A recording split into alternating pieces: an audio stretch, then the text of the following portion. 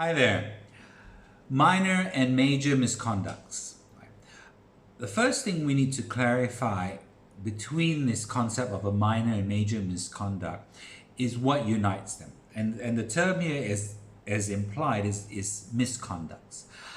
Think of misconducts as a behavioral related violation, right? With the emphasis being on the word conduct, right?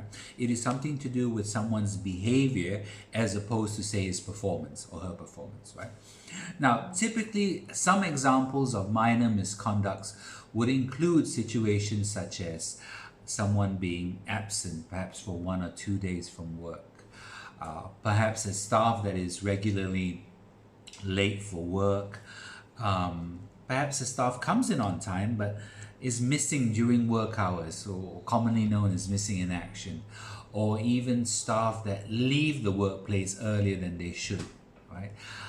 Some other examples of minor misconducts could be minor related SOP issues. For instance, someone applying for leave not within the stipulated guidelines.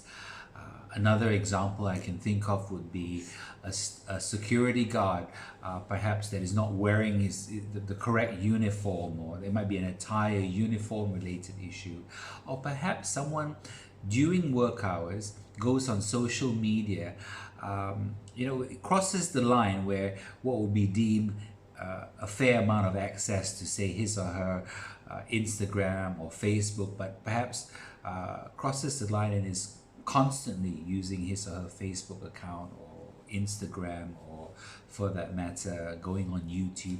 Those are examples of a minor misconduct, right? Now, in those situations, there are 5 tools that every manager has at his or her disposal without needing to consult with HR. The first is you do have that right to send your staff an explanation letter, or even an explanation email. Right? It could be something as simple as 2 sentences where you say, hey, I noticed that you were late for work yesterday. Please explain. That would be a simple explanation email. The second tool managers have would be in situations where they would like the misconduct issue directed at more than one person within their team. This could be an example where the same manager finds that staff have been having this habit of taking excessive lunch breaks, where it should be not more than an hour, but they're coming back, sometimes even taking 2-hour lunch breaks. And he'd like to put a stop to that, or she'd like to put a stop to that.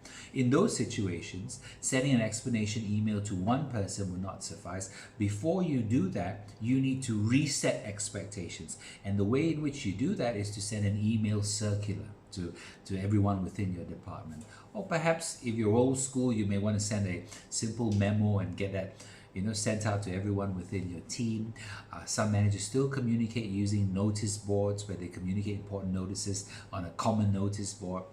Some managers have minutes, have a meeting with the staff, have those things minuted, and at the end of it, have each staff sign the minutes. So whatever your flavor is, the emphasis being tool number 2 is where you communicate it on a group-wide basis via the option of an email circular, a group memo, a notice board, or the last being a meeting minutes being signed by all staff. Third option is something which you probably regularly do, but it's worth noting that you need to talk with the employee. Right? Whatever the underlying issue is, there's nothing like a face-to-face where the manager sits down with the staff and explains the importance or the ramifications of their actions. Right? So that's item 3, where you talk to the employee.